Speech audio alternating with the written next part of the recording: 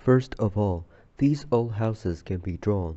We can make a representation that has all the characteristics of a copy.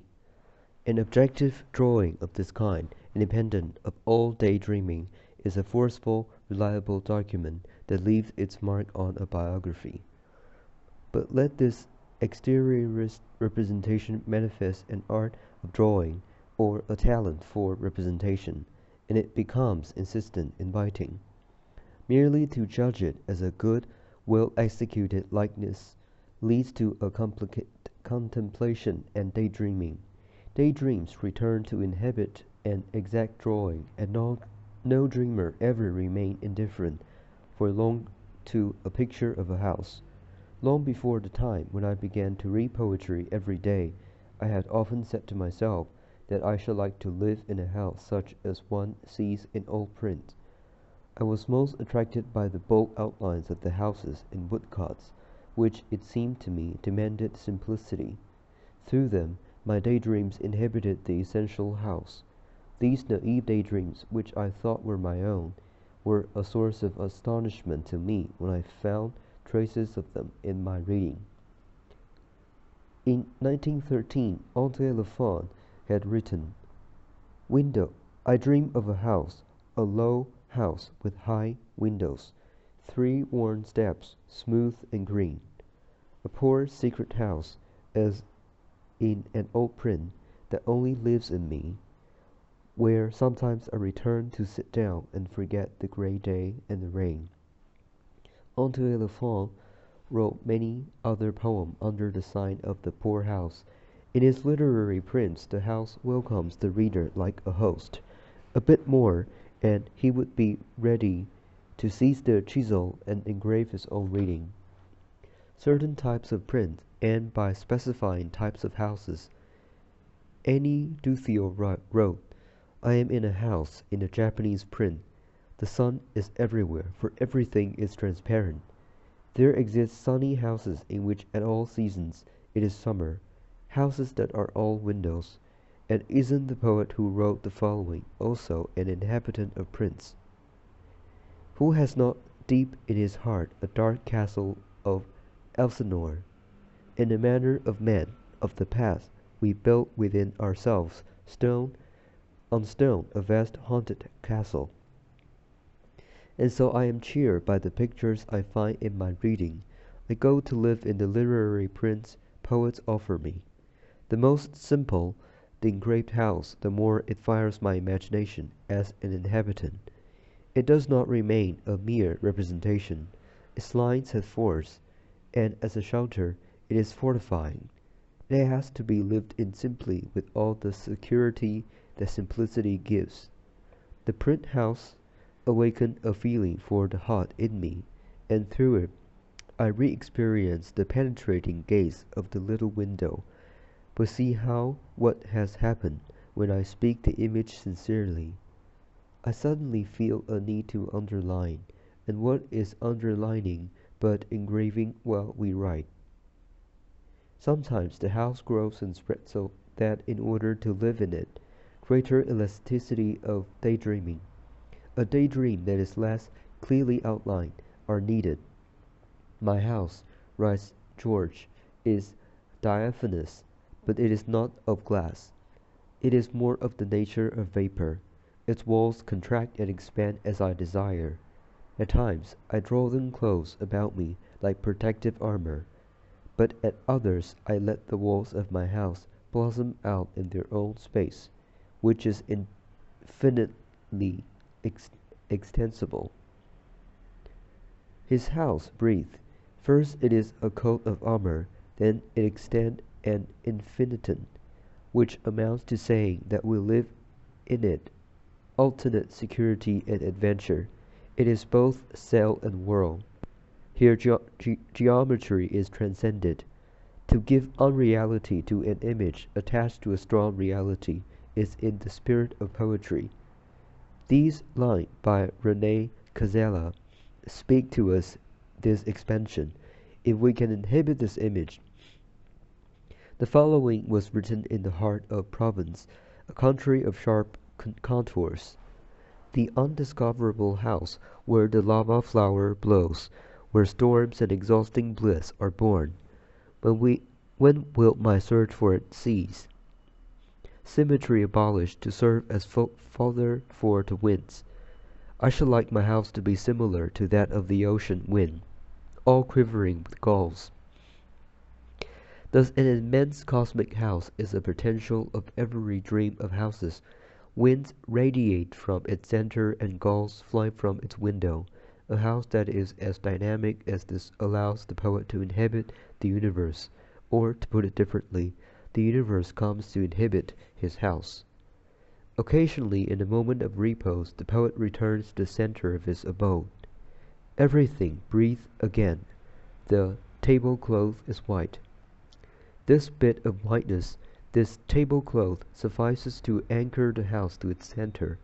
The literary houses described by George and Rene Cazella are immense dwellings, the walls of which are on vacation. There are moments when it is a salutary thing to go and live in them, as a treatment for claustrophobia. The image of these houses that integrate the wind, aspire to the lightness of air, and bear on the tree of their impossible growth a nest all ready to fly away, may perhaps be rejected by a positive realistic mind. But it is of value for a general thesis on the imagination, because, without the poet's knowing it apparently, it is touched by the attraction of opposites, which lends dynamism to the great archetypes. In an article in the Aeronaut's Yearbook, Ergonomen showed that all strongly terrestrial beings, and a house is strongly terrestrial, are nevertheless subject to the attractions of an aerial celestial world. The well-rooted house likes to have a branch that is sensitive to the wind, or an attic that can hear the rustle of leaves. The poet who wrote, "On the stairs of the trees we mount," was certainly thinking of an attic. If we compose a poem about a house, it frequently happens that the most flagrant contradictions come to wake us from our doldrums of concepts, as philosophers would say, and free us from our utilitarian geometrical notions. In this fragment by Rene Cazellas, solidity is achieved by an imaginary dialectics. We inhale in it the impossible odor of lava. Here granite has wings. Conversely, the southern wind is as rigid as a girder. The house conquers its share of sky. It has the entire sky for its terrace. But my commentary is becoming too precise concerning the different characteristics of the house. It is inclined to be hospitable to fragmentary dialectics.